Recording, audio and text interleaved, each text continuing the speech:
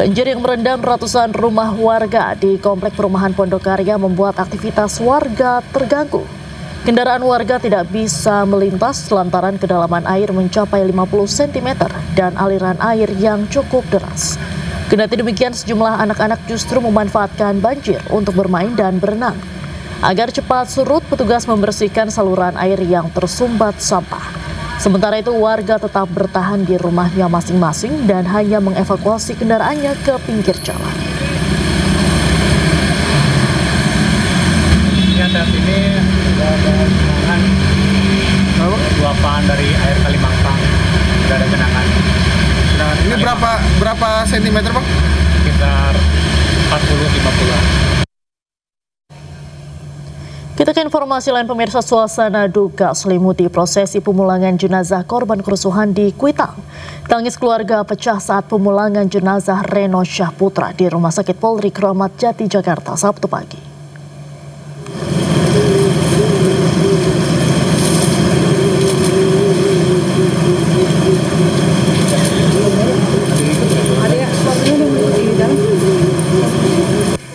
Suasana duka menyelimuti prosesi pemulangan jenazah korban kerusuhan di Kuitang. Tangis keluarga Reno Syahputra pecah ketika peti jenazah dibawa menuju mobil jenazah. Peti jenazah Reno Syahputra Dewo dibawa dari Rumah Sakit Polri Jakarta menuju rumah duka Sabtu pagi. Reno Syahputra merupakan salah satu korban yang hilang usai demonstrasi di kawasan Kuitang, Jakarta Pusat pada akhir Agustus 2025 lalu. Jejak Reno akhirnya terungkap pada Kamis 30 Oktober 2025 usai penemuan dua kerangka manusia yang hangus terbakar di reruntuhan gedung ACC Kuitang, Jakarta Pusat. Lalu polisi melakukan tes DNA dan hasilnya teridentifikasi dua kerangka tersebut merupakan Reno Syahputra Dewo dan Muhammad Farhan Hamid. Hasil tes DNA memastikan identitas keduanya sekaligus menepis dugaan bahwa mereka menjadi korban kekerasan. Rencananya jenazah Reno akan dimakamkan di Surabaya, Jawa Timur. Sementara jenazah Muhammad Farhan sudah diserahkan kepada pihak keluarga dan akan dimakamkan di Tanjung Priok. Dari Jakarta, Rio Manik Anyis melaporkan.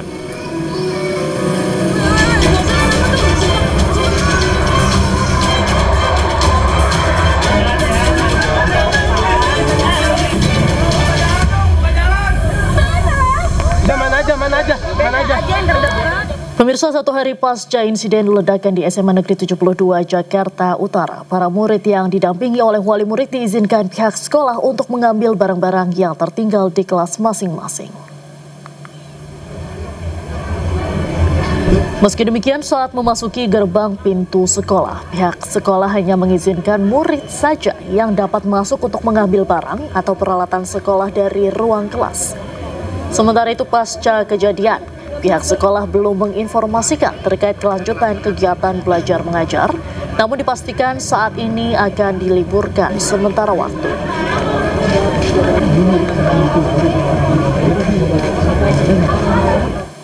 Pemirsa, Wakil Ketua Lembaga Perlindungan Saksi dan Korban Mahyudin meninjau lokasi ledakan di SMA N72 Kelapa Gading, Jakarta Utara. Saat ini tim LPSK tengah melakukan pendalaman terkait kebutuhan puluhan korban terdampak ledakan. Namun Mahyudin tak merinci secara detail kebutuhan apakah yang akan diberikan LPSK. Mahyudin berjanji LPSK akan memberikan perlindungan dan memenuhi kebutuhan korban terdampak ledakan. Tugas kami di LPSK kan baru melakukan pendalaman aja kaitan dengan kebutuhan korban aja sih, jadi nggak sejauh kaitannya dengan yang lain gitu. Tapi per hari ini seperti apa komitmen dari LPSK untuk pendampingan, karena tadi masih ada 29 yang dirawat, Pak? Yes, sesuai dengan tugas dan fungsi kami akan berikan perlindungan, itu aja. Kebutuhan korban pasti akan kami penuhi, itu aja. Kapolri Jenderal Listio Sigit Prabowo mengunjungi korban ledakan di SMA N72 Jakarta yang dirawat di Rumah Sakit Islam Jakarta Cempaka Putih. Listio mengungkap masih ada 29 korban ledakan yang menjalani perawatan. Seluruh korban tersebar di Rumah Sakit Islam Jakarta Cempaka Putih, Rumah Sakit Yarsi, dan Rumah Sakit Pertamina Jaya. Dua korban masih berada di ICU lantaran membutuhkan penanganan khusus. Listio menyampaikan jumlah korban pasca kejadian ledakan mencapai 96 orang. Sementara sisanya sudah diperbolehkan pulang dan beberapa menjalani rawat jalan. Polisi masih terus melakukan pendalaman kasus. Terdapat beberapa barang bukti pendukung yang tengah dikumpulkan seperti tulisan dan serbuk yang diperkirakan menimbulkan potensi ledakan. Listio memastikan pihaknya lewat berkolaborasi bersama pihak lain akan mengatasi trauma siswa. Kita juga membangun pusat trauma healing yang nanti juga kita persiapkan untuk memberikan pelayanan, nanti bekerja sama tentunya dengan KPAI, dengan dokter-dokter dan psikolog yang diperlukan, sehingga kemudian bisa memberikan bantuan terkait dengan apabila ada keluhan-keluhan yang memang bisa kita berikan pelayanan di trauma healing. Catatan-catatan lain kita kumpulkan, termasuk juga kita melakukan pemeriksaan terhadap media sosial, lingkungan keluarga untuk mengumpulkan semuanya. Nanti secara khusus setelah lengkap tentunya akan dirilis secara resmi. Sekali lagi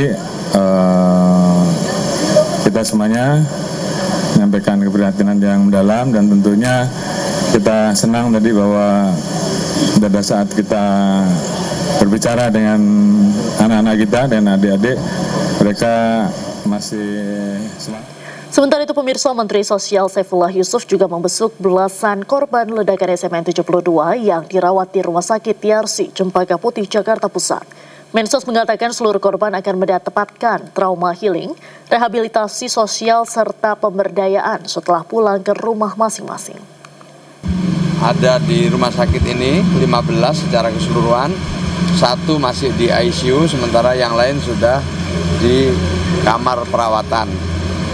Saya lihat perkembangannya cukup bagus, ditangani dengan baik, profesional, dan saya harus katakan Pak, rumah sakitnya bagus. Mudah-mudahan penanganan yang baik ini nanti bisa segera membuat anak-anak kita yang ada di sini bisa segera sehat kembali. Tentu diperlukan penanganan medis lebih lanjut, nanti Pak Dr. Adi yang menjelaskan. Kami akan terus berkoordinasi dengan orang tua para korban untuk melakukan tindak lanjut, terutama nanti di rehabilitasi sosialnya. Kami memberikan dukungan-dukungan yang diperlukan, termasuk tentu dukungan-dukungan untuk perawatan maupun nanti untuk rehabilitasi dan selanjutnya pemberdayaan. Jadi kami berdialog dengan para orang tuanya, kami berdialog juga dengan pasien-pasiennya, dan alhamdulillah ya kami bisa mendengarkan apa yang mereka ceritakan dengan baik, dan mereka optimis untuk bisa segera sehat karena mendapatkan penanganan yang baik. Jadi kalau bantuan pasti nanti diberikan baik oleh pemerintah daerah, ya Pak Gubernur kemarin juga sampaikan, kami dari Kementerian Sosial dengan indeks yang kami miliki tentu kita akan bantu, tetapi kita akan teruskan nanti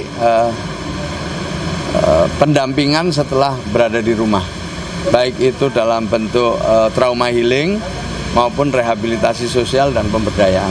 Berapa lama kondisinya kayak gimana tuh? Tergantung asesmennya, ya bisa sebulan, bisa 2 bulan, sesuai hasil asesmennya akan kita dampingi nanti. Orang tuanya akan kita ajak dialog, kemudian siswa-siswanya juga akan kita ajak bicara kebutuhan apa yang paling mendesak dan paling yang paling dibutuhkan itu. Jelas gratis itu, tapi nanti siapa yang membayar nanti kita diskusikan, tapi itu pasti ada yang membayar. pasti pemerintah akan membantu.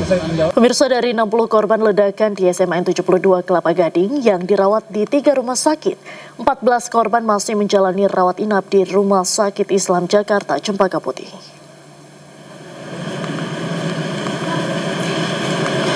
Beberapa korban yang luka berat telah menjalani operasi dan diharuskan rawat inap di rumah sakit.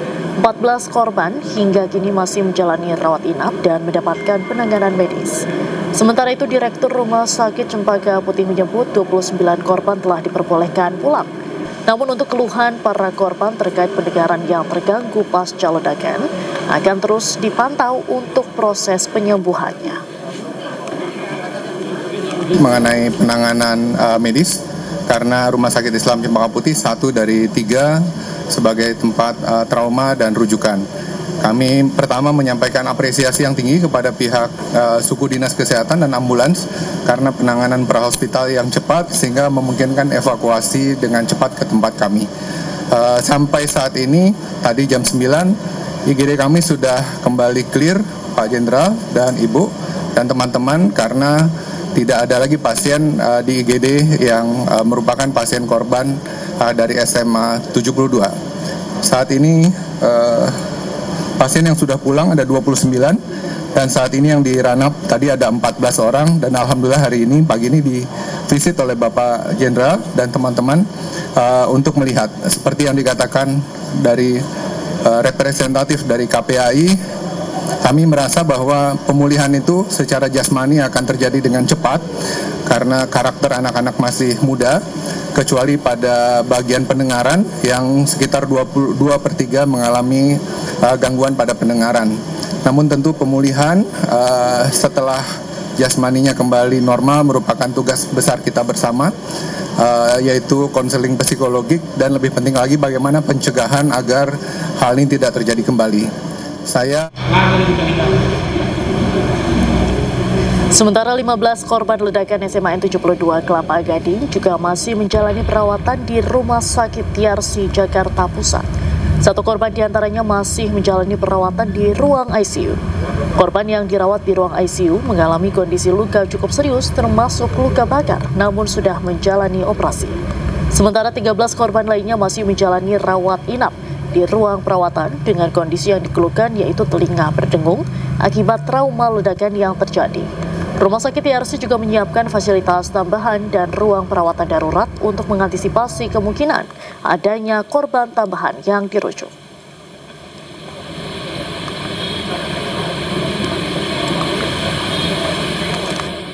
Untuk mengetahui bagaimana kondisi terkini korban ledakan yang masih mendapatkan perawatan medis, sudah ada rekan Ismalia Meidasari di Rumah Sakit Islam Cempaka Putih dan Nata Arman di Rumah Sakit TRC. Kita akan ke Rumah Sakit Islam terlebih dahulu. Selamat sore rekan-rekan. Ismalia, beberapa korban yang saat ini masih dirawat di Rumah Sakit Islam Jakarta Cempaka Putih dan kondisinya saat ini seperti apa? Ya, selamat sore Diandra dan juga pemirsa. Untuk korban yang berada di tempat kami melaporkan, tepatnya di Rumah Sakit Islam Jakarta Cempaka Putih, saat ini ada 14 korban yang masih dilaporkan. Dan dapat kami laporkan, ini juga ada 12 korban. Dari ke-14 itu ada 12 korban yang masih dilakukan perawatan dan sudah memasuki ruangan, bisa melakukan rawat inap. Dan 2 lainnya masih berada di ruang ICU untuk mendapatkan perawatan yang intensif, Diandra. Dan juga bisa kami laporkan juga di RSI Islam Jakarta Cempaka Putih ini menerima 39 korban dari akibat ledakan di SMA 72 Jakarta Utara di Kelapa Gading tepatnya.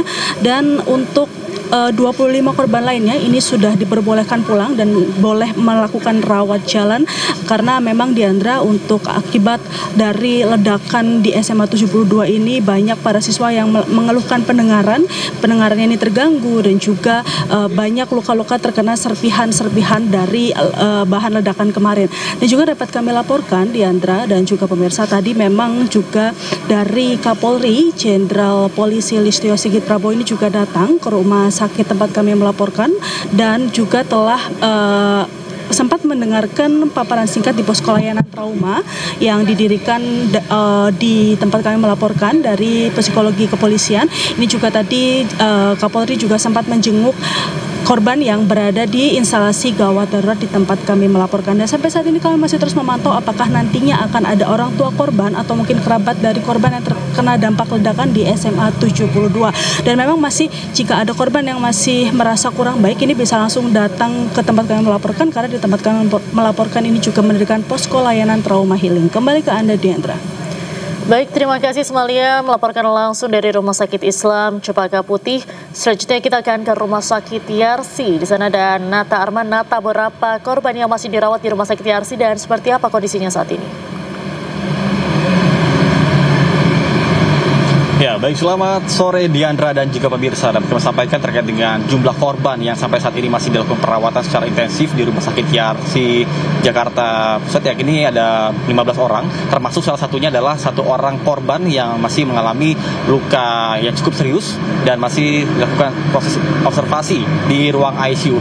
Kami pun tadi sempat bertanya dengan pihak dari rumah sakit yang mengatakan bahwa tidak dijelaskan secara rinci apakah korban yang masih melakukan perawatan secara intensif di ruang ICU ini kondisinya sudah mulai berangsur membaikkah atau justru sebaliknya. Tapi kita bisa berdoa secara bersama semoga kondisi korban ini semakin membaik dan bisa pulih agar bisa kembali beraktivitas seperti sedia kala. Kemudian untuk saat ini pada sore hari ini, hari Sabtu, terlihat ini tidak ada orang tua korban yang menunggu di depan rumah sakit seperti kemarin, seperti itu, karena memang dari 15 orang korban ini sedang melakukan perawatan secara intensif di lantai atas, sehingga kami medis diperkenankan untuk ke dalam. Namun yang jelas tadi pada siang hari dari Kementerian Sosial sempat melakukan peninjauan untuk mengecek secara langsung bagaimana kondisi dari korban ledakan dari SMA 72 Jakarta kemarin. Kemudian juga ada 3 poin yang disampaikan dari Menteri Sosial. Yang pertama adalah fokus utamanya untuk memberikan dukungan bagi korban ledakan, perawatan, kemudian rehabilitasi, dan juga pemberdayaan. Selain itu juga nanti setelah korban sudah diperizinkan untuk pulang, untuk kembali ke rumah, ini akan diberikan juga trauma healing seperti itu. Kemudian dari pihak rumah sakit juga tadi mengatakan bahwa untuk saat ini masih dalam proses perawatan secara intensif. Kemudian juga dan dari pihak LPSK tadi sempat datang pada pukul 16.00 waktu Indonesia Barat, namun belum diketahui secara pasti apa tujuannya, apakah hanya melakukan peninjauan ataupun nanti mendampingi dari pihak Kementerian PPA, karena rencananya memang pada pukul 5 sore hari ini akan ada kunjungan dari Menteri PPA, namun sampai saat ini belum terlihat juga tanda-tandanya apakah jadi yang bersangkutan datang untuk melakukan peninjauan atau tidak. Yang jelas nanti kami akan update kembali informasi mengenai kunjungan dari Menteri PPA. Sementara saya kembalikan pada Anda di studio. Diandra. Baik, terima kasih Nata Arman melaporkan langsung dari Rumah Sakit Yarsi, dan sebelumnya ada Ismalia dari Rumah Sakit Islam Jakarta Cempaka Putih. Selamat sore, selamat kembali bertugas rekan-rekan. Terima kasih. Dari KPAI kami tentu juga menyampaikan prihatin mendalam ya atas kasus ini. Tapi ada beberapa hal yang kami meminta untuk menjadi atensi. Yang pertama tentu fokus kepada layanan kesehatan kepada anak-anak yang menjadi korban yang mengalami luka di semua tempat yang tadi sudah disampaikan oleh Bapak Kapolri. Tentu pemulihan ini sifatnya bukan pemulihan yang sekedar fisik, karena beberapa tadi mengalami gangguan pendengaran, mungkin juga harus sampai tuntas ya. Dan saya kira juga selain penanganan fisik, tetapi penanganan untuk trauma healingnya, untuk psikisnya juga menjadi sangat perlu, tidak hanya bagi anak-anak yang mengalami luka, tetapi juga anak-anak yang ada di sekolah SMA N72 tentu butuh untuk pendampingan untuk mengatasi trauma healingnya. Dan tentu ini saya kira juga perlu menjadi atensi bersama terkait dengan keberadaan kasus yang ada di satuan pendidikan ya, karena kita semua tentu berharap lingkungan satuan pendidikan itu bisa menjadi tempat yang aman, nyaman, menjadi perlindungan dan tempat belajar untuk anak-anak yang tentu ini membutuhkan adanya upaya sistem keamanan, sistem perlindungan, dan juga mungkin deteksi termasuk pengawasan terkait dengan barang-barang yang dibawa anak-anak ke sekolah. Ini tentu menjadi atensi bersama, karena dari hasil pengawasan ternyata ada dugaan bahwa ada pengaruh konten di media sosial. Saya kira ini juga perlu menjadi atensi terutama kepada Komdiji ya.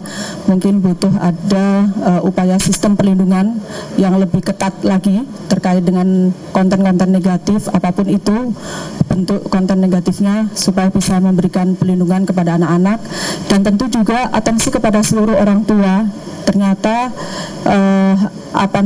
upaya pengawasan kepada anak juga tidak boleh hanya terkait dengan aktivitas di dunia nyatanya, tetapi juga aktivitas anak-anak saat berada atau sedang berada di dunia maya atau di dunia cyber. Pemirsa, untuk mengetahui faktor yang memicu perundungan dan dampak perundungan terhadap psikis anak, kita telah terhubung dengan Vera Itepiliana Hadiwijoyo, psikolog anak dan remaja. Selamat sore Ibu Vera. Sore Mbak Diandra. Baik, Bu Vera, berkaca dengan kasus yang baru saja terjadi, terduga pelaku ini merupakan salah seorang pelajar di SMA 72. Tanggapannya seperti apa? Ya, ini sangat memprihatinkan ya, gitu ya. Rasanya sedih gitu ya, dan miris juga kalau memang benar pelaku ini adalah siswa yang masih remaja gitu ya. Apalagi kalau ini dilakukan karena dia juga korban perundungan. Jadi ini sangat membuat patah hati juga nih Mbak Diandra gitu ya. Hati jadi remuk gitu ya mendengar yang sedih gitu. Baik, ada dugaan terduga pelaku ini kan mengalami perundungan. Apa ini bisa menjadi salah satu faktor atau trigger dia melakukan tindakan ekstrim ini, Bu? Iya, terlepas dari kasus ini ya, secara umum memang perundungan bisa berdampak pada korban, sampai mulai dari efek yang teringan itu misalnya anaknya tidak mau sekolah, mogok sekolah, menarik diri dari pergaulan gitu ya, sampai ke dampak yang bersifat menyakiti diri sendiri atau menyakiti orang lain, dan bisa bersifat juga ekstrim seperti yang terjadi misalnya di negara-negara lain juga ya. Jadi tidak langsung merefer kasus yang ini karena memang masih tahap penyelidikan, jadi kita tunggu dulu aja hasilnya. Baik, kalau kita melihat dari kasus ini sendiri, ini apakah bentuk pelampiasan emosi karena dia merasa dirundung atau bagaimana Ibu melihatnya? Iya, korban perundungan itu kan dia banyak memendam, banyak menyimpan emosi-emosi yang muncul dari pelakuan perundungan yang dialami gitu ya. Rasa sakit hati, rasa marah gitu ya, rasa tidak berdaya, rasa kok kayaknya saya tidak dihargai, dan merasa tidak ada orang yang bisa membantu dia gitu.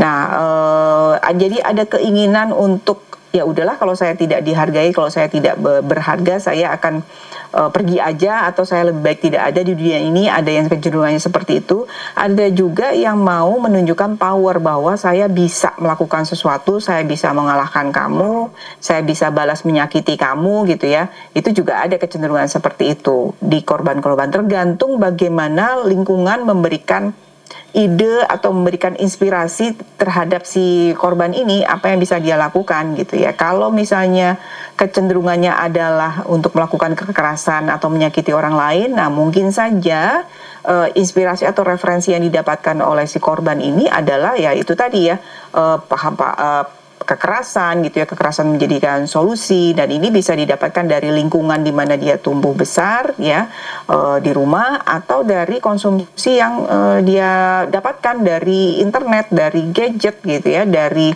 diskusi-diskusi online yang dia terlibat di sana. Nah, itu paham-paham yang berbau kekerasan bisa mempengaruhi bagaimana dia menyikapi masalah perundungan yang dia hadapi. Baik, ini kan bisa jadi berarti akibat dari paparan konten kekerasan di internet, kalau kita melihat lingkungan juga membuat atau memberikan dia ide untuk melakukan sesuatu tindakan. Nah, antisipasinya bagaimana nih Bu? Antisipasinya adalah satu, kan perundungan harus dihentikan gitu ya. Kalau kita mau bicara menghentikan perundungan itu seperti apa, harus melibatkan seluruh pihak gitu ya. Kita itu sudah punya, kalau kita bicara untuk satuan pendidikan atau sekolah, itu sudah ada, kalau saya tidak salah Kemendikbud beberapa tahun yang lalu sudah mengeluarkan satu peraturan yang mengatur prosedurnya, apa yang bisa dilakukan sekolah untuk mencegah dan penanganan kekerasan. Itu ya, ada satuan, salah satunya dibentuk kesatuan untuk penanganan dan pencegahan kekerasan di satuan pendidikan, seperti itu. Nah, itu tinggal diterapkan sebetulnya gitu ya. Itu bisa untuk membantu mencegah, di mana misalnya secara berkala tidak terlepas hanya cuma bikin poster aja ya, tapi ada diskusi, ada pengarahan terhadap anak-anak. Yang penting juga adalah bagaimana sekolah, karena ini kejadiannya di sekolah gitu ya, bagaimana juga sekolah terutama guru bisa lebih hadir, lebih fokus, lebih mindful dalam menangani siswanya, tidak hanya menangani aspek akademisnya aja. Nah, itu kembali lagi bagaimana beban-beban guru, beban akademis, beban administrasi yang diterima oleh guru, yang diemban oleh guru itu bisa dikurangi sehingga guru bisa lebih hadir, bisa lebih jadi juga teman yang bisa diajak diskusi dan mendengarkan siswanya gitu ya, terlepas dari masalah akademis mata saja gitu. Baik, baru-baru ini Disdik Jakarta mengeluarkan surat edaran terkait dengan kewaspadaan pasca ledakan. Tanggapan Ibu seperti apa? Nah, ya segala usaha perlu dilakukan gitu ya. Ini kan satu peristiwa yang sangat mengejutkan gitu ya, sangat mengejutkan dan saya sih berharap ini pertama kali mengejutkan. Untuk saya pun ini mengejutkan, ini shocking ya, bahwa ini kok bisa terjadi juga di Indonesia, bisa terjadi juga di Jakarta yang biasanya kita hanya dengar terjadi di negara lain gitu ya. Jadi ini mengejutkan, jadi ini butuh mudah-mudahan ini yang terakhir kali yang terjadi gitu ya. Jadi segala tindakan yang sudah dilakukan sekarang itu patut diapresiasi, terutama dengan misalnya penanganan trauma healing gitu ya, pemberian PFA psychological first aid yang dilakukan di sekolah gitu, itu juga sudah merupakan langkah yang cukup tepat gitu. Nah, kedepannya bagaimana sih menyikapi ini? Menurut saya jangan terlalu berpikir terlalu rumit ya. Misalnya budaya perundungan di sekolah itu mesti perlu diminimalkan, mulai dari menyadari bahwa apa yang kita ucapkan tuh bisa menyakiti seseorang gitu ya, mulai dari tidak hanya siswanya tapi guru, staf pendukung di sekolah dan sebagainya. Dan lebih aware lagi misalnya ketika ada anak yang memang kok kelihatannya dia selalu menyendiri gitu ya, terus teman-temannya mengeluhkan, iya Bu, dia kalau diajak ngobrol nggak nyambung dan sebagainya. Nah, itu perlu disikapi bukan dengan menjauhi gitu ya, tapi justru kita mendekati, entah disapa, entah diajak ke kantin bareng. Nah, siswa-siswa yang lain butuh dorongan untuk melakukan itu dari guru-guru gitu ya. Jadi jangan tambah dikucilkan gitu ya. Oh, dia memang aneh, dia no life gitu ya. Dikucilkan. Karena ketika dikucilkan muncullah ide-ide negatif gitu ya. Apalagi kalau si anak ini kegiatan online-nya sangat dominan gitu ya, karena ide-ide negatif itu juga bisa muncul dari sosialisasi dia secara online tadi ya, interaksi dia di online tadi gitu. Jadi jangan sampai muncul ide-ide negatif baik yang menyakiti dirinya sendiri atau menyakiti orang lain gitu. Baik.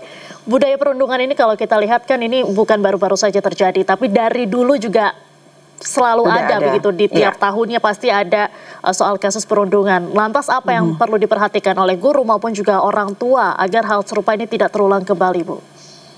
Oke, untuk menghentikan perundungan tadi saya sudah sempat katakan bahwa ada 3 pihak yang terlibat gitu ya. Selain kita butuh kerjasama semua dari sekolah, pemerintah gitu ya, dan rumah juga. Kita mesti lihat penanganannya dari 3 peran yang ada di suatu peristiwa perundungan. Itu ada pelaku, ada korban, dan ada saksi. Gitu. Gimana caranya supaya mencegah anak kita supaya tidak, atau siswa di sekolah tidak menjadi pelaku. Nah, itu juga ada hal yang harus dilakukan. Evaluasi kembali misalnya pengasuhan di rumah, apakah terlalu otoriter, apakah ada selalu hukuman fisik di rumah, apakah kekerasan itu menjadi satu kebiasaan yang menjadi solusi dari segala masalah di rumah. Nah, ini perlu dievaluasi. Begitupun di sekolah gitu ya, apakah kekerasan juga mewarnai pendidikan sehari-hari pengasuhan atau pembinaan dari guru di sekolah. Terus juga kalau untuk korban ya kita latih anak kita untuk berani berani berpendapat, berani membela dirinya sendiri. Nah, itu juga tentu perlu dibiasakan di rumah gitu ya. Anak ditanya pendapatnya, tidak hanya misalnya pokoknya kamu harus ngikutin apa kata ibu gitu ya, karena ibu bilang gitu. Nah, itu tidak mengembangkan sikap asertif sebenarnya. Sedangkan korban harus berani untuk bersikap asertif, berani bicara. Nah, yang ketiga adalah saksi. Gitu ya. Saksi ini adalah orang atau anak yang menyaksikan suatu peristiwa perundungan. Nah, anak yang menjadi saksi juga perlu diberdayakan bahwa untuk menghentikan suatu peristiwa perundungan itu adalah tanggung jawab kamu juga gitu ya. Bukan mentang-mentang aku kan bukan korban, udahlah aku pergi aja nggak mau tahu. Atau bukan pelaku juga. Tapi saksi itu memainkan peran penting untuk menghentikan perundungan juga. Jadi dicari mekanismenya bagaimana supaya bisa melaporkan, bisa menghubungi pihak-pihak yang bisa membantu dia untuk paling tidak membantu korban pada saat itu. Baik, terima kasih Ibu Vera. Tentunya perundungan dalam bentuk apapun ini harus dihentikan dan ini membutuhkan kerjasama dari seluruh pihak ya Bu. Terima kasih banyak Ibu Vera sudah bergabung dengan Aini sore hari ini. Salam sehat selalu Ibu. Pemirsa, Wakil Ketua DPR RI Sufmi Dasko Ahmad menyerahkan kasus ledakan di SMN 72 ke pihak kepolisian. Ia juga mengimbau sekolah untuk lebih menerapkan asas kehati-hatian siswa dalam penggunaan gadget. Sedang melakukan penyelidikan dan kita berdoa semoga yang dioperasi itu kemudian selamat dan sehat seperti sedia kala. Demikian. Bang, apakah sudah berdiskusi dengan guru atau pihak sekolah, Bang? Biar nanti kalau soal itu pihak kepolisian yang akan menyampaikan. Tadi memang sudah ada beberapa guru, namun kami biar pihak yang berwenang yang akan kemudian menjelaskan mengenai hal-hal yang terjadi. Demikian. Kenapa? Kalau yang dioperasi itu karena luka-lukanya cukup parah, ada yang di rahang, ada yang di kepala, dan ada yang di muka. Itu dioperasi. Khusus buat sekolah-sekolah nggak sih Pak untuk mencegah kejadian seperti ini? Ya, kita himbau kepada sekolah-sekolah untuk kemudian lebih menerapkan asas kehati-hatian terutama kepada para murid dalam melihat-lihat gadget ya. Itu antara lain mungkin tadi karena pengaruh dari yang dilihat di media-media sosial tadi. Demikian. Nanti untuk lebih lengkapnya mengenai hal-hal penyebabnya biar pihak yang berwenang nanti yang akan menjelaskan. Usia berapa sih Pak? Presiden mengetahui kasus ini tidak? Saya belum komunikasi. Pak, usia pelaku Pak kira-kira Pak? 17 tahun. 17, kira-kira 17 tahun. Nanti soal ini biar pihak yang berwenang atau pihak kepolisian yang akan menyampaikan kepada kawan-kawan media. Demikian, terima kasih. Sementara itu akibat sakit hati karena sering mengalami perundungan dari teman-temannya, seorang santri di Aceh Besar nekat membakar pesantren tempatnya mondok. Akibat perbuatannya, pelaku terpaksa mendekam di balik jeruji besi.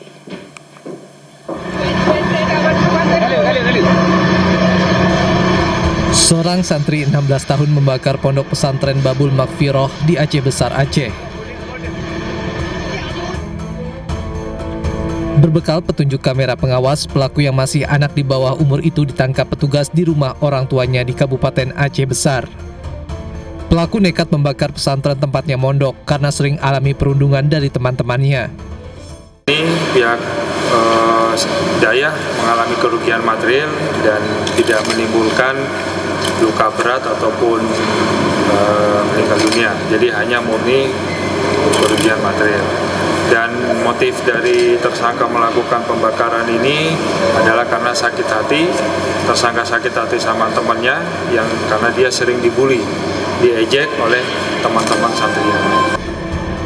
Meski tidak ada korban jiwa dalam kebakaran itu, namun kerugian material ditaksir mencapai 2 miliar rupiah.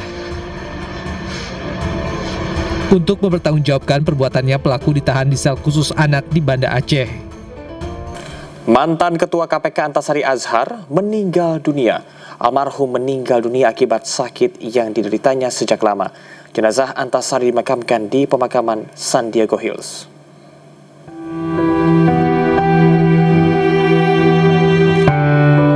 Mantan Ketua KPK Antasari Azhar meninggal dunia. Menurut juru bicara keluarga, almarhum meninggal dunia pada Sabtu 8 November pukul 10:57 waktu Indonesia Barat akibat sakit tumor hidung yang dideritanya sejak lama. Jenazah almarhum dimakamkan di pemakaman San Diego Hills setelah sebelumnya disolatkan di Masjid Asy-Syarif BSD Tangerang Selatan. Keluarga melalui juru bicara meminta masyarakat yang mengenal almarhum untuk mendoakan almarhum. Diketahui Antasari Azhar pernah menjabat di berbagai posisi strategis di Kejaksaan Agung, termasuk menjabat sebagai Kepala Kejaksaan Negeri dan Kepala Kejaksaan Tinggi di beberapa daerah. Ketekunannya di dunia penegakan hukum mengantarkannya terpilih menjadi Ketua KPK pada 18 Desember 2007 dan menjalani jabatannya hingga tahun 2009. Tim Liputan iNews melaporkan.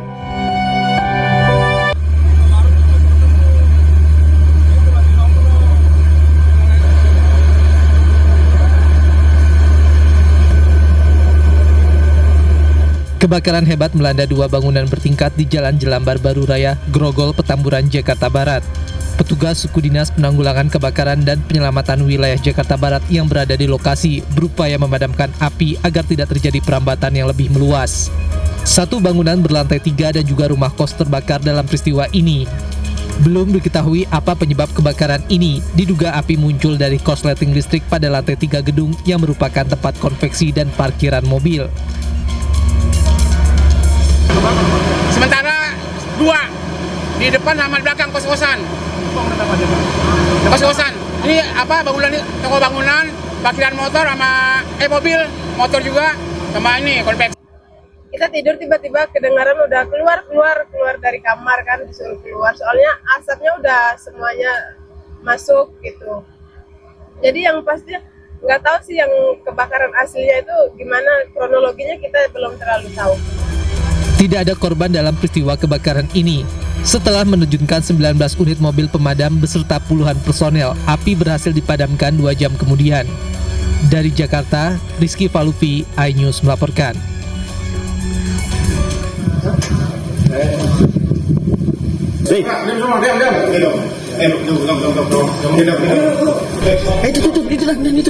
Satreskrim Polres Metro Bekasi melakukan penggerebekan sebuah rumah mewah dijadikan tempat penipuan online atau scamming di Kecamatan Tanjung Karang Timur, Bandar Lampung.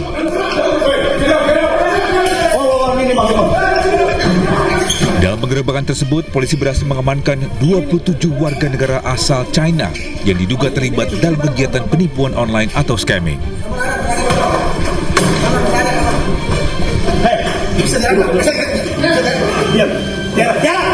Modus operandi para pelaku itu berpura-pura menjadi anggota kepolisian China untuk melakukan penipuan terhadap warga negara China yang berada di Indonesia. Dari hasil investigasi, para pelaku diduga merupakan pekerja yang dikendalikan oleh seseorang berasal dari China Taipei atau Taiwan.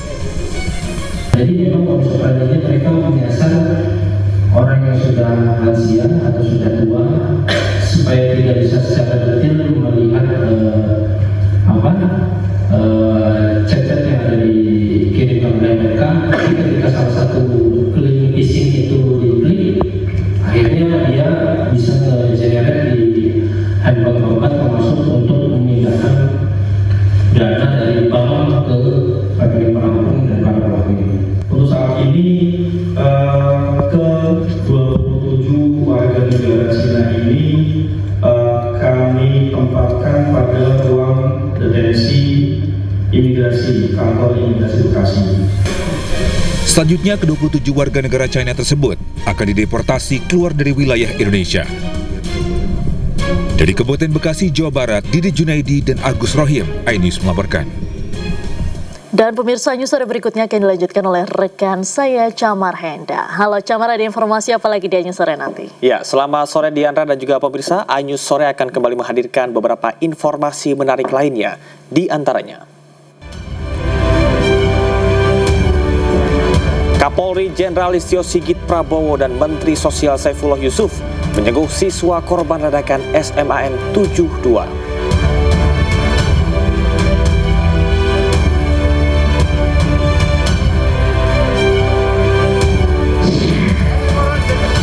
Pemukim ilegal Israel terus berulah dan membakar rumah milik warga Palestina di tepi barat.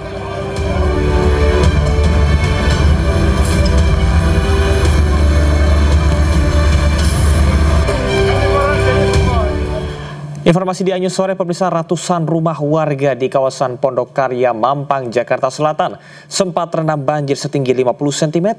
Banjir akibat meluapnya Kali Mampang setelah diguyur hujan deras sejak Sabtu siang.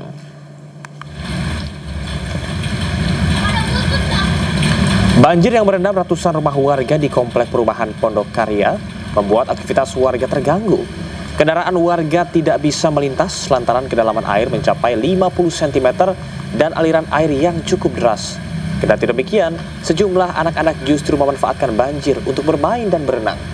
Agar cepat surut, petugas membersihkan saluran air yang tersumbat sampah. Sementara warga tetap bertahan di rumahnya masing-masing dan hanya mengevakuasi kendaraannya ke pinggir jalan. Saat ini sudah ada genangan luapan dari air Kali Mampang, sudah ada genangan. Ini berapa sentimeter, Bang? Sekitar 40-50-an. Suasana duka menyelimuti prosesi pemulangan jenazah korban kerusuhan di Kuitang. Tangis keluarga pecah saat pemulangan jenazah Reno Syahputra di Rumah Sakit Polri Kramat Jati, Jakarta, Sabtu pagi.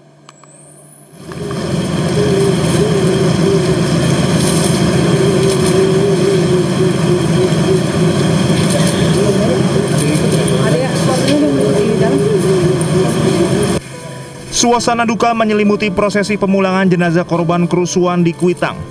Tangis keluarga Reno Syahputra pecah ketika peti jenazah dibawa menuju mobil jenazah. Peti jenazah Reno Syahputra Dewo dibawa dari Rumah Sakit Polri Jakarta menuju rumah duka Sabtu pagi. Reno Syahputra merupakan salah satu korban yang hilang usai demonstrasi di kawasan Kuitang, Jakarta Pusat pada akhir Agustus 2025 lalu. Jejak Reno akhirnya terungkap pada Kamis 30 Oktober 2025 usai penemuan dua kerangka manusia yang hangus terbakar di reruntuhan gedung ACC Kuitang, Jakarta Pusat. Lalu polisi melakukan tes DNA dan hasilnya teridentifikasi dua kerangka tersebut merupakan Reno Syahputra Dewo dan Muhammad Farhan Hamid. Hasil tes DNA memastikan identitas keduanya sekaligus menepis dugaan bahwa mereka menjadi korban kekerasan. Rencananya jenazah Reno akan dimakamkan di Surabaya, Jawa Timur. Sementara jenazah Muhammad Farhan sudah diserahkan kepada pihak keluarga dan akan dimakamkan di Tanjung Priok. Dari Jakarta, Rio Manik Anyus melaporkan. Polri menyerahkan jenazah korban hilang Farhan dan Reno kepada pihak keluarga di Rumah Sakit Polri Kramat Jati, Jakarta. Pihak kepolisian akan mendampingi hingga proses pemakaman selesai. Dan pada hari ini juga kami menyerahkan dua jenazah kepada penyidik Polda Metro Jaya. Polri secara resmi menyerahkan jenazah Muhammad Farhan Hamid dan Reno Syahputra Dewo kepada pihak keluarga. Proses penyerahan dilakukan secara berjenjang dari RS Bayangkara Polri Kramat Jati ke Polda Metro Jaya sebelum diserahkan langsung kepada keluarga masing-masing. Kepala Rumah Sakit Bayangkara Polri Kramat Jati, Brigjen Pol Prima Heru Yuli Hartono menyampaikan rasa duka cita mendalam kepada keluarga kedua korban. Hasil identifikasi memastikan kantong jenazah nomor 0080 teridentifikasi sebagai Reno Syahputra Dewo. Sementara kantong nomor 0081 sebagai Muhammad Farhan Hamid. Pihak kepolisian akan mendampingi hingga proses pemakaman selesai. Ya, untuk penyelidikannya kepolisian maksimal sih menurut saya maksimal sekali. Jadi saya benar-benar berterima kasih atas kinerjanya kepolisian. Cuman kalau dari pihak keluarga kami untuk ditanyakan selanjutnya apakah puas atau bagaimana, kita masih keadaan berduka. Jadi belum tahu nih ya langkah selanjutnya gimana, apalagi ya tadi yang saya bilang. Dan hasil akhirnya ternyata adalah sebuah kerangka, itu cukup menyakitkan. Makanya kalau tadi masih berterima kasih dengan orang-orang yang disebut, kalau saya sangat berterima kasih kepada seluruh keluarga yang tetap bertahan sampai pada hari ini dan juga rekan-rekan yang terus membicarakan berita kehilangan orang ini. Sebelumnya Polri mengonfirmasi hasil tes DNA terhadap dua kerangka manusia yang ditemukan di gedung ACC Kuitang, Jakarta Pusat. Dari hasil identifikasi, keduanya dipastikan merupakan Reno Syahputra Dewo dan Muhammad Farhan Hamid. Mereka merupakan warga Jakarta Utara yang dilaporkan hilang setelah kerusuhan di akhir Agustus 2025. Tim Liputan Anyus melaporkan. Pemirsa, Rumah Sakit Polri menegaskan bahwa penyebab kematian Reno Syahputra Dewo dan Muhammad Farhan Hamid adalah karena terbakar. Penyidik juga menyatakan tidak ditemukannya penyebab lain atau tanda kekerasan pada sisa tulang atau organ korban yang teridentifikasi.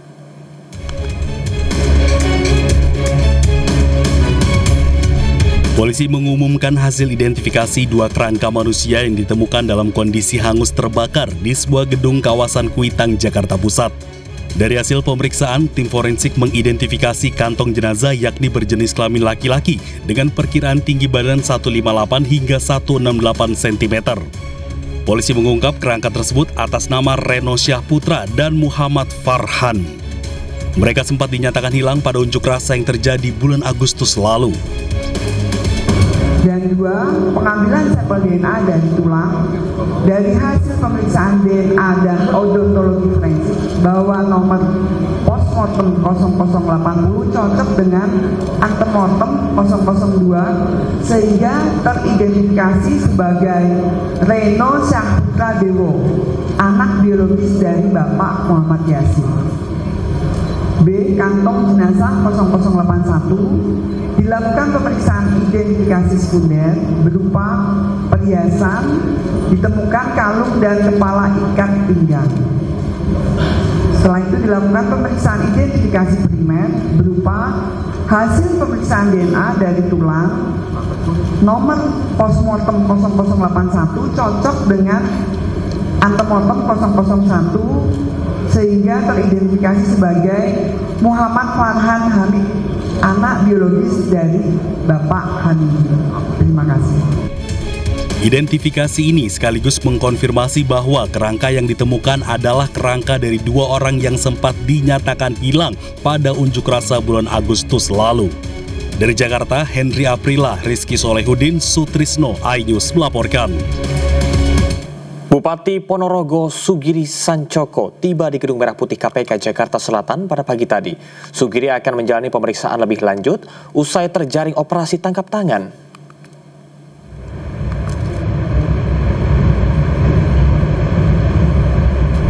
Sugiri Sancoko, Bupati Ponorogo tiba di Gedung Merah Putih KPK Sabtu pagi. Sugiri tiba di KPK bersama 5 orang lain yang juga tertangkap dalam operasi senyap KPK. Saat ditanya awak media, Sugiri memilih bungkam dan langsung menuju ruang pemeriksaan. Juru bicara KPK Budi Prasetyo menyampaikan pihaknya mengamankan 13 orang, termasuk Sugiri dalam OTT di wilayah Ponorogo pada Jumat malam. Benar bahwa pada hari ini ada kegiatan tangkap tangan oleh KPK di wilayah Jawa Timur, dan salah satu pihak yang diamankan adalah Bupati Ponorogo. Terkait siapa saja yang diamankan, jumlahnya berapa, kemudian terkait dengan perkara apa, nanti kami akan update secara berkala, karena saat ini tim masih di lapangan. Sebelumnya, Komisi Pemberantasan Korupsi melakukan operasi tangkap tangan terhadap Bupati Ponorogo Sugiri Sancoko di rumah dinasnya di Jalan Alun-Alun Utara Ponorogo Jumat sore. OTT dilakukan terkait dugaan suap bernilai miliaran rupiah dalam mutasi jabatan Direktur RSUD Harjono Ponorogo. Dari Jakarta dan Ponorogo, Jawa Timur, tim liputan iNews melaporkan. Kasus ijazah Jokowi memasuki babak baru dengan ditetapkannya beberapa tersangka. Salah satunya adalah Roy Suryo.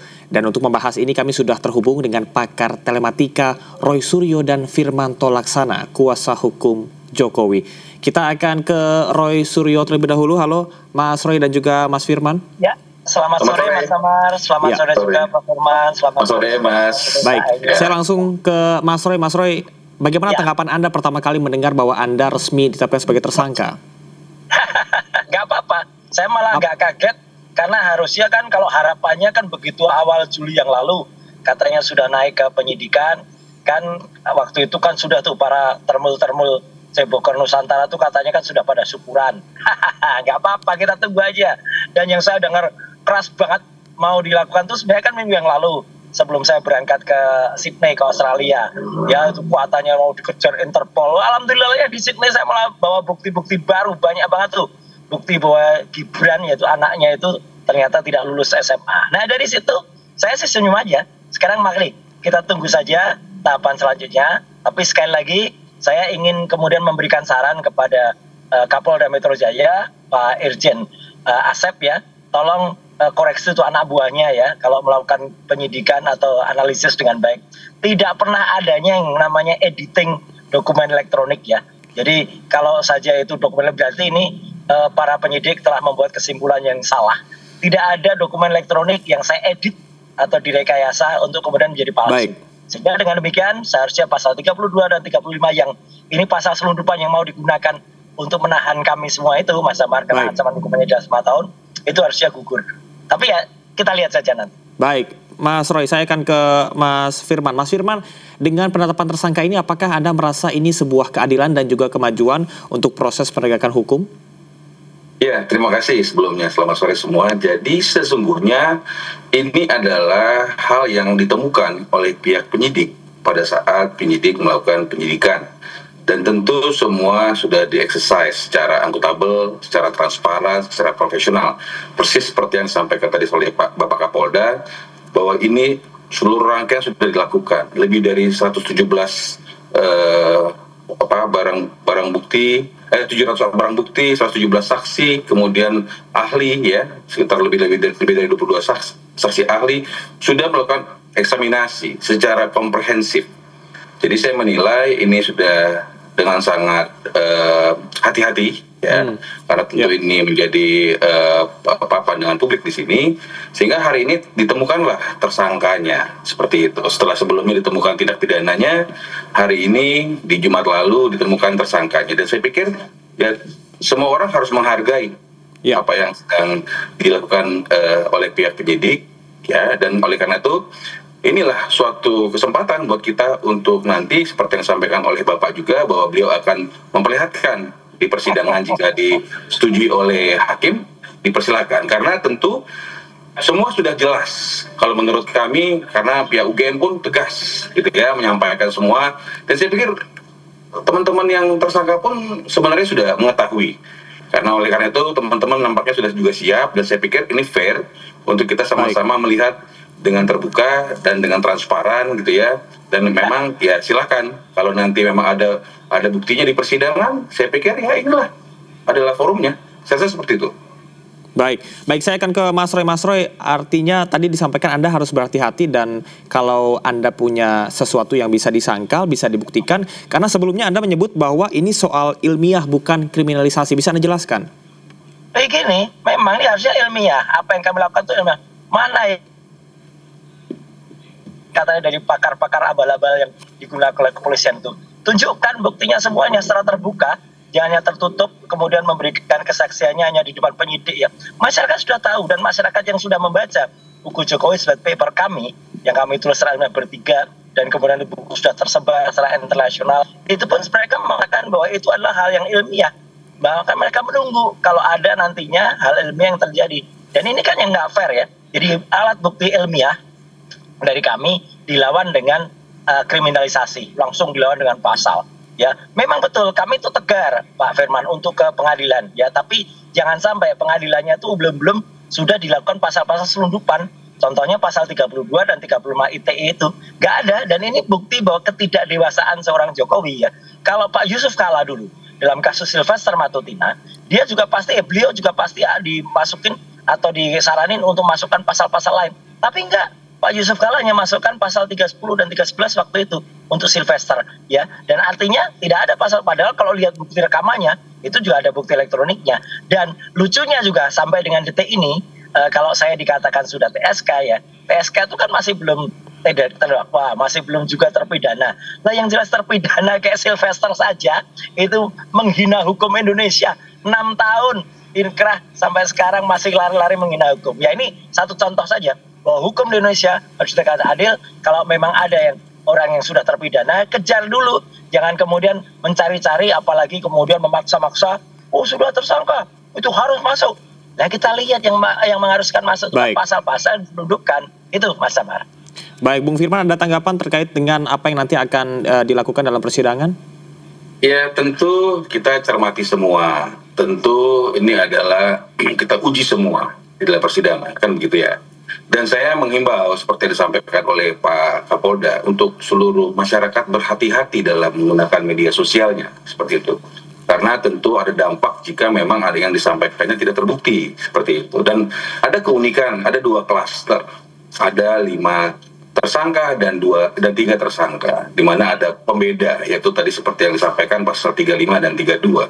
Nah, ini menarik jika nanti penyidik menimbang bahwa ada upaya-upaya antara lain seperti mengulangi tindakan pidana yang sudah ditemukan sebelumnya dan atau merusak atau menghilangkan barang bukti, maka berpotensi dilakukan penahanan seperti itu. Oleh karena itu, kita juga menyampaikan kepada halayak ramai selalu bahwa tolong stop semua. Kita cermati, kita hargai apa yang disampaikan oleh penyidik, disampaikan oleh Bapak Kapolda, dan kita lihat nanti di dalam persidangan. Dan oleh karena itu kita minta seluruh pihak untuk berhenti.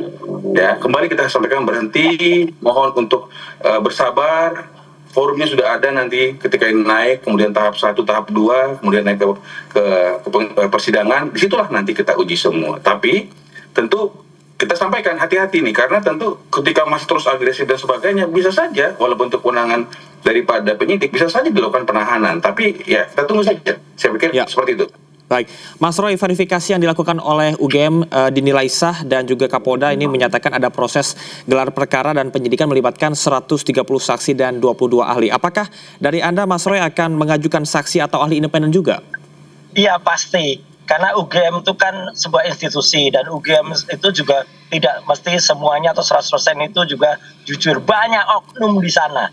Dan itu semua juga kita tahu lah, di balik mereka-mereka itu semua ada apa.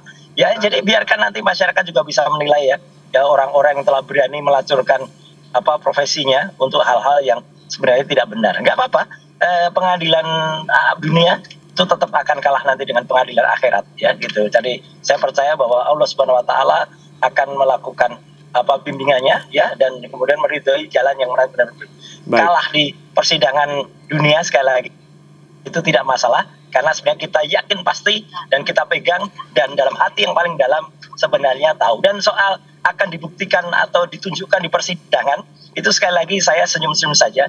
Karena sampai dengan sekarang yang namanya dokumen ijazah asli itu kan tidak pernah bisa dimunculkan. Bahkan terakhir itu berbohong tuh para termul-termul itu ya gitu, yang katanya mereka datang ke rumahnya Jokowi kemudian ditunjuk. Gimana bisa ditunjukkan ijazahnya masih disita ditunjukkan. Dan terakhir di salah satu TV itu salah seorang dari mereka termul itu ya, itu kemudian mengatakan yang Damanik itu, oh ditunjukkan, dikejar, tunjukkan benar, ya scan-nya saja. Alah, lah itu kan kalau hanya scan-nya saja kan nggak benar. Jadi nggak apa-apa lah, biarin aja, masyarakat menilai kok. Itu. Dan juga sekali lagi untuk Pak Kapolda, tolong benar-benar juga diverifikasi itu anak buahnya, jangan membuat kesimpulan yang salah. Masa kami mengedit dokumen elektronik, sama sekali nggak ada. Baik, Mas Roy, terima kasih, dan juga Mas Firman, terima kasih banyak atas informasi dan waktunya hari ini. Kita akan nantikan bersama. Kita berharap bahwasanya proses hukum bisa berjalan dengan secara terang benderang dan juga berjalan dengan lancar. Terima kasih. Selamat beraktivitas kembali. Pemirsa, kita akan menuju ke Polda Metro Jaya untuk memantau situasi dan kondisi terkini terkait dengan update ledakan yang terjadi di SMA N72 Jakarta berikut ini. Polres Jakarta Utara, Gegana Brimob melakukan sterilisasi di lokasi kejadian mengingat temuan bahan peledak sehingga lokasi TKP harus steril sebelum dilakukan olah TKP dari Puslap 4 Mabes Polri. Setelah itu melakukan pendataan dan pengolahan barang bukti dan dilanjutkan dengan penggeledahan. Tadi disampaikan oleh Bapak Kapolri di Rumah Sakit Islam Jakarta tentang jumlah korban.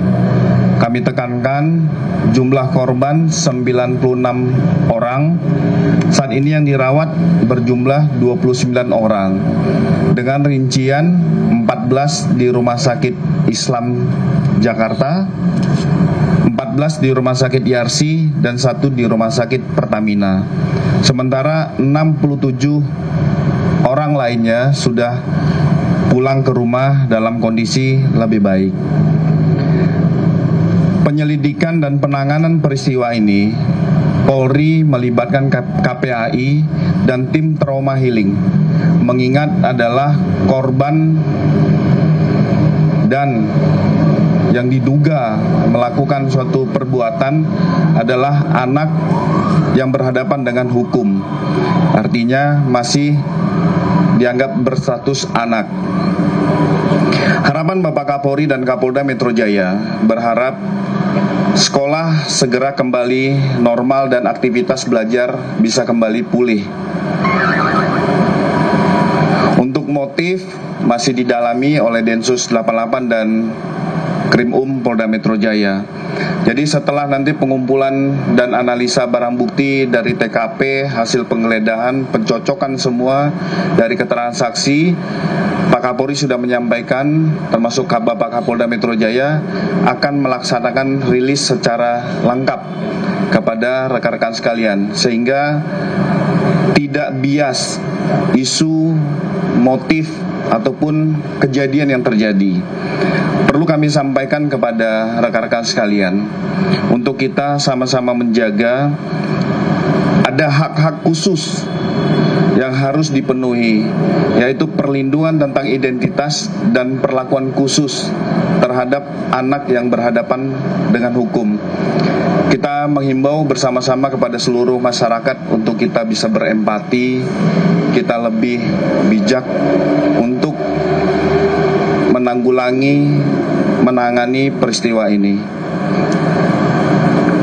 Mungkin dari rekan-rekan ada yang mau ditanyakan? Ya. Kemarin izin itu kan sudah dilakukan penggeledahan di rumah pelaku. Apa saja barang yang diambil oleh penyidik, dan yang kedua, apakah kegiatan belajar mengajar di SMA Negeri 72 itu akan berlangsung normal hari Senin besok atau gimana, Pak? Oke.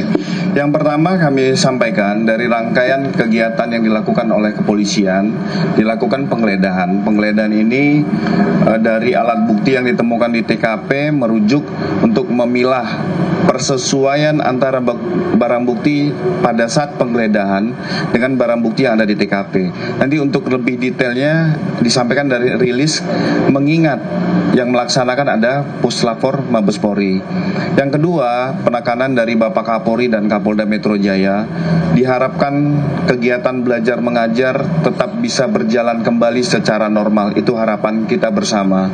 Di situ juga di posko pihak Polri bersama KPAI mempersiapkan tim trauma healing untuk sama-sama bukan hanya fokus terhadap pemulihan medis, tetapi juga pemulihan terhadap psikis bagi korban maupun yang diduga melakukan tindak pidana.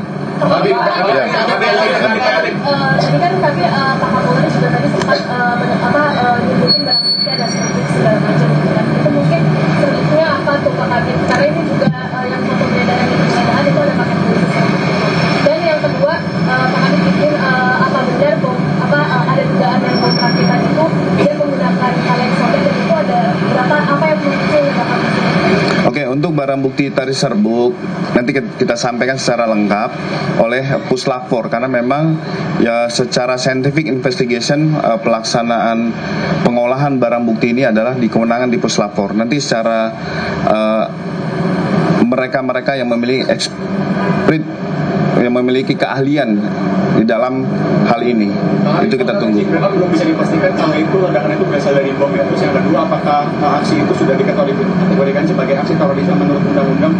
Nah ini tadi kami sampaikan ada analisa terhadap motif dan jaringan yang dilaksanakan oleh Densus. Makanya kami berharap rekan-rekan juga bersabar. Satuan kerja ini masih bekerja dari Densus, Puslapor Mabes Polri, dari Gegana juga mencocokkan dari hasil temuan di lapangan, baik itu apakah dugaan bom ini berasal dari serbuk apa, itu nanti akan dijelaskan dari pihak Gegana, pihak Jibom Gegana.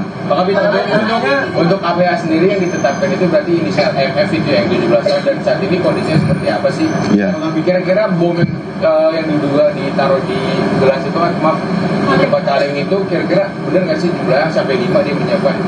Ya, nanti kalau spesifik terhadap jumlah bom, jumlah barang bukti lain, spesifik serbuk dan temuan-temuan lain nanti akan dilaporkan, disampaikan pada saat rilis lengkap. Nah, memang disampaikan oleh Bapak Kapolri, salah satu dugaan yang melakukan dalam kondisi ini adalah sebagai anak yang berhadapan dengan hukum. Nah, masih dalam perawatan dan kondisinya sudah sadar, termasuk kita saat ini adalah fokus dulu terhadap pemulihan. Tadi Bapak Kapolri melaksanakan kunjungan, membesuk para korban-korban yang ada, memberikan motivasi dan bekerja sama dengan KPAI. Tadi juga ada direktur dari Rumah Sakit Islam juga menyampaikan prioritas pertama adalah perawatan intensif kepada para korban dulu. Untuk infonya itu ada yang masuk ICU, apakah yang di ICU itu salah satunya adalah terduga pelaku, lalu yang tadi di satu di RS Pertamina, apakah sebagian dari Rumah Sakit Islam lalu ditutup atau bagaimana, itu kenapa jadi RS Pertamina, ICU bagaimana? Ya, jadi perlu dijelaskan dari 96, makanya kemarin kita doorstop 54 karena ini masih dinamis. Data yang kita dapat sampai dengan sore hari ini itu 96 korban, terdiri dari beberapa rumah sakit, ada puskesmas, rumah sakit IRC, rumah sakit Islam, ada klinik di Lantamal, termasuk ada Pertamina. Ini mungkin dari pihak keluarga mengharapkan apakah dirujuk untuk pengobatan tersebut. Gitu. Ada lagi terakhir? Terkait dengan keterlibatan Densus di sini berarti ada. Kapolda Metro Jaya Irjen Pol Asep Edi Suheri mengatakan 8 tersangka ini dibagi menjadi 2 klaster. Klaster pertama yaitu pengacara Egy Sujana, Kurniatri Royani, Damai Harilubis, Rustam Effendi, dan Muhammad Rizal Fadila. Sementara itu untuk klaster 2, yakni pakar telematika Roy Suryo, Dr. T. Fauzia Tiasuma alias Dr. Tifa, dan ahli digital forensik Rismon Hasiholan Sianipar. Penyidik telah mengantongi alat bukti yang cukup dan berkesimpulan mereka telah menyebarkan tuduhan palsu dan memanipulasi dokumen ijazah dengan metode yang tidak ilmiah.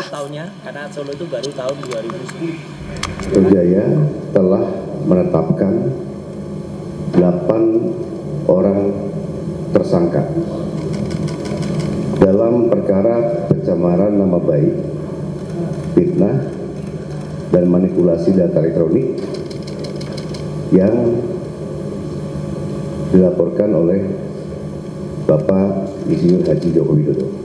Penyidik menyebutkan bahwa para tersangka telah menyebarkan tuduhan palsu dan melakukan edit serta manipulasi digital terhadap dokumen ijazah dengan metode analisis yang tidak ilmiah dan misalnya publik. Selanjutnya, penyidik akan berkoordinasi dengan Kejaksaan Tinggi DKI Jakarta untuk proses hukum lebih lanjut. Pada kesempatan ini kami tegaskan bahwa penanganan perkara yang kami lakukan murni proses penegakan hukum. Kemudian seluruh tahapan juga dilakukan secara profesional, proporsional, transparan, dan akuntabel.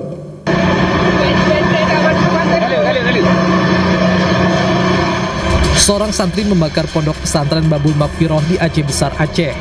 Berbekal petunjuk kamera pengawas, pelaku yang masih di bawah umur ditangkap petugas di rumah orang tuanya di Kabupaten Aceh Besar.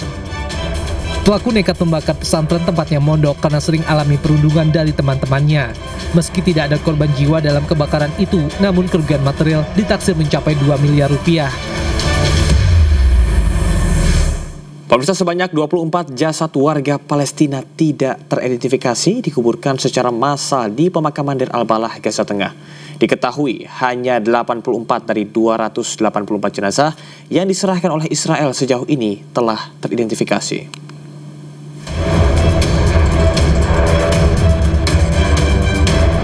Tim dari Kementerian Kesehatan dan Pertahanan Sipil Palestina di Gaza bekerja sama dengan kru Komite Palang Merah Internasional ICRC menguburkan jenazah 24 warga Palestina tak dikenal di pemakaman Deir al-Balah di Gaza Tengah setelah menerimanya dari Israel. Ke-24 jasad yang tak teridentifikasi tersebut dibawa menggunakan truk dan satu persatu diletakkan di liang lahat. Tim gabungan pun kemudian melakukan sholat jenazah dan doa bersama sebelum prosesi pemakaman dilakukan. Diketahui ini merupakan gelombang keempat jenazah tak teridentifikasi yang dimakamkan di kompleks pemakaman Deir al-Balah, Gaza Tengah. Total jenazah tak teridentifikasi yang dimakamkan di kompleks pemakaman tersebut berjumlah 120 orang. Kementerian Kesehatan Palestina melaporkan bahwa hanya 84 dari 284 jenazah yang diserahkan oleh Israel sejauh ini berhasil diidentifikasi. Tim dari Kementerian Kesehatan dan Pertahanan Sipil Palestina pun rencananya akan segera mendirikan laboratorium DNA untuk mengidentifikasi jenazah agar keluarga orang hilang bisa mendapatkan ketenangan dan kepastian setelah mengetahui keberadaan anggota keluarga mereka yang hilang. Kekerasan di wilayah tepi barat Palestina kembali meningkat. Sekelompok pemukim ilegal Israel membakar sebuah rumah milik warga Palestina di desa Abu Falah, utara Ramallah.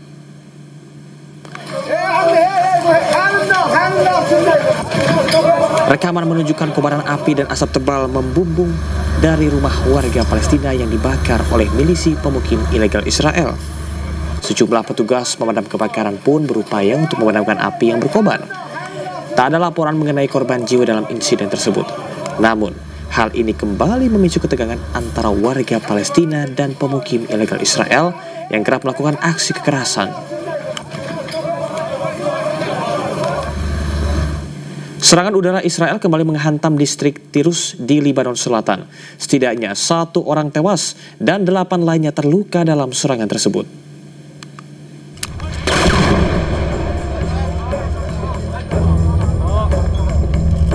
Serangan udara Israel menghantam sebuah bangunan perumahan di kota Tair Deba, distrik Tirus, Lebanon Selatan, Kamis waktu setempat.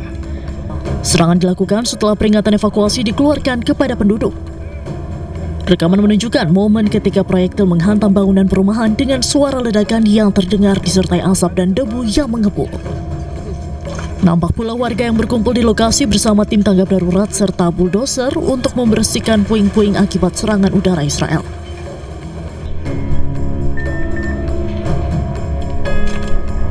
Serangan udara Israel juga menghantam kota Tura, distrik Tirus, Lebanon Selatan. Setidaknya 1 warga sipil Lebanon tewas dan 8 lainnya luka-luka di tengah serangan udara Israel. Nampak sejumlah bangunan mengalami kerusakan parah, kendaraan hancur, serta peralatan industri dan kayu yang terbakar berserakan di seluruh area. Militer Israel mengklaim pihaknya menargetkan infrastruktur milik Hizbullah. Serangan ini melanggar perjanjian gencatan senjata dengan Hizbullah yang berlaku sejak November tahun lalu.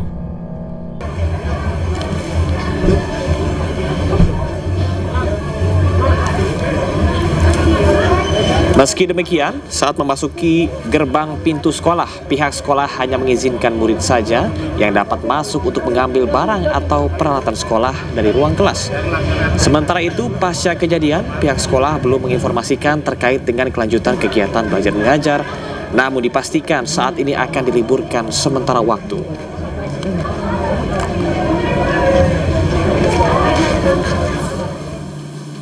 Kapolri Jenderal Listio Sigit Prabowo mengunjungi korban ledakan di SMAN 72 Jakarta yang dirawat di Rumah Sakit Islam Jakarta Cempaka Putih. Listio mengungkap masih ada 29 korban ledakan yang menjalani perawatan. Seluruh korban tersebar di Rumah Sakit Islam Jakarta Cempaka Putih, RS Yarsi dan RS Pertamina Jaya. 2 korban masih berada di ICU lantaran membutuhkan penanganan khusus. Listio menyampaikan jumlah korban pasca kejadian ledakan mencapai 96 orang, sementara sisanya sudah diperbolehkan pulang dan beberapa lainnya menjalani rawat jalan. Polisi masih terus melakukan pendalaman kasus.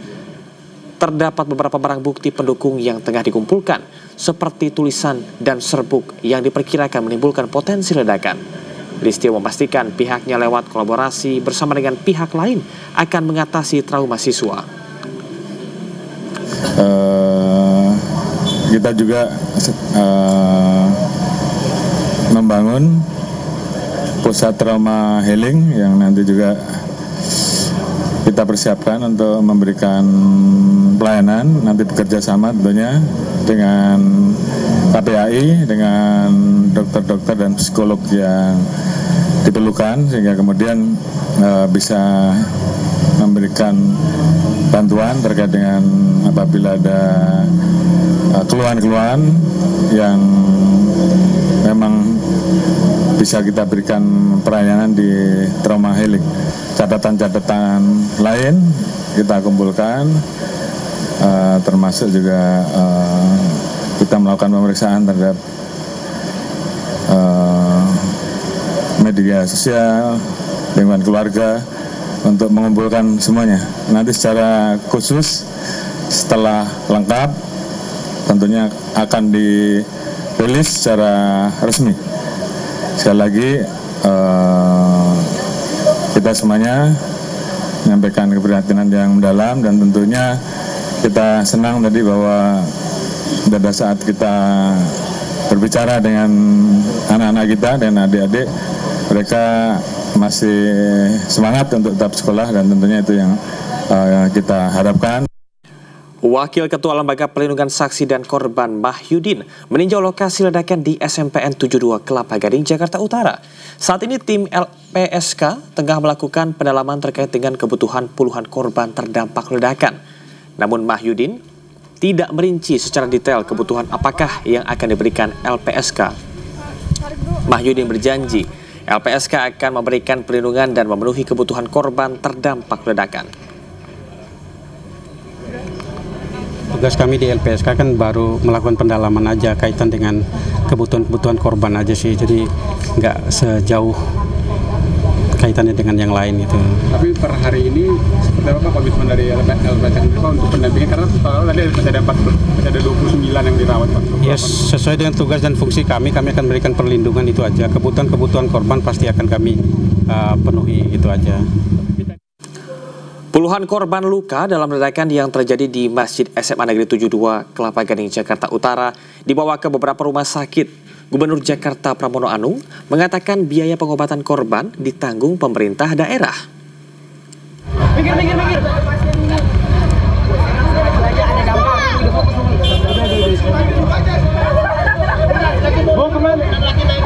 Ke BK aja yang terdekat dulu. Mana aja. Puluhan orang terluka akibat ledakan yang terjadi di SMA Negeri 72 Kelapa Gading, Jakarta Utara pada Jumat siang.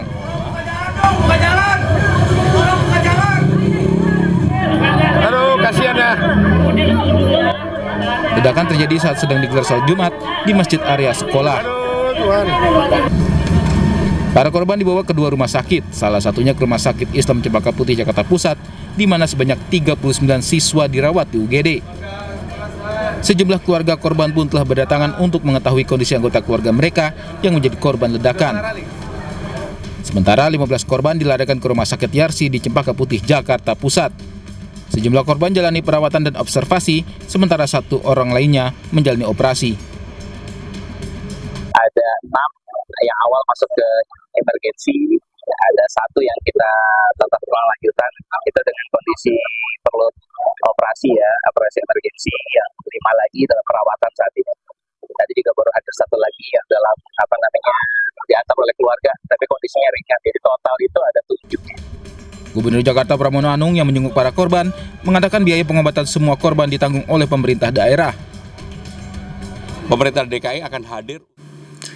Jaksa Agung Sanitiar Burhanuddin mengungkap pihaknya bekerja sama dengan Interpol Prancis untuk memburu tersangka korupsi minyak, sementara terkait dengan adanya ancaman Riza Khalid yang akan meratakan Kejagung. Burhanuddin membantah dan menyebut bahwa hal tersebut tidak terjadi saat kasus Asabri Silam. Nah, pemirsa, usai sudah kebersamaan kita dalam iNews sore hari ini, temukan informasi-informasi terbaru lainnya di www.inews.id. Cuplikan tayangan berita iNews dapat Anda saksikan di kanal YouTube @official iNews. Dan jangan lupa saksikan iNewsroom sesaat lagi bersama dengan rekan saya Diandra Mugni. Update informasi terbaru Anda dengan berita-berita aktual juga hangat, dan sejukkan dulu dengan air mineral yang murni dan alami. Saya Camar Hena pamit undur diri, selamat beraktivitas, sampai jumpa.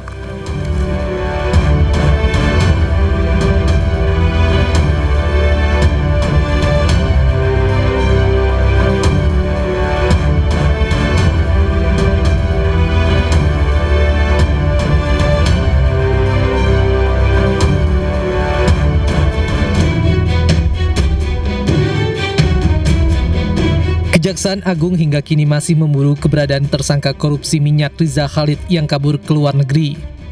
Jaksa Agung Sanitiar Burhanuddin mengungkapkan pihaknya telah bekerja sama dengan Interpol Prancis untuk memburu Riza Khalid.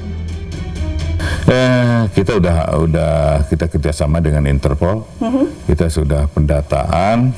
Mungkin insya Allah lah tidak terlalu lama lagi nanti kalau dari Interpol yang ada di Prancis begitu udah menyampaikan udah oke. Nyatakan buron secara internasional, kita mungkin akan bergerak. Berarti menunggu red notice dari Interpol gitu? Kita akan, tapi kita tetap monitor posisi dia ada di mana, tetap kita monitor. Sementara itu terkait ancaman Riza Khalid yang ingin meratakan Kejaksaan Agung, Burhanuddin membantah dan menyebut bahwa hal tersebut terjadi saat kasus Asabri silam. Enggak. Itu apa? Kasus lain tuh, kasus Asabri pada waktu itu. Enggak. Jadi itu kasus untuk Khalid belum. Ini tidak ada. Tidak ada. Tapi benar ada ancaman nggak Pak? Walaupun tidak meratakan Kejagung gitu, tapi ada ancaman lain kah? Enggak ada. Untuk Riza Khalid perkara minyak nggak ada. Sebelumnya paspor Riza Khalid telah dicabut Ditjen Imigrasi Kementerian IMIPAS sejak bulan Juli 2025. Pencabutan paspor Riza Khalid atas permintaan Kejaksaan Agung sejak Riza ditetapkan sebagai tersangka kasus tata kelola minyak pada Pertamina. Tim Liputan iNews melaporkan.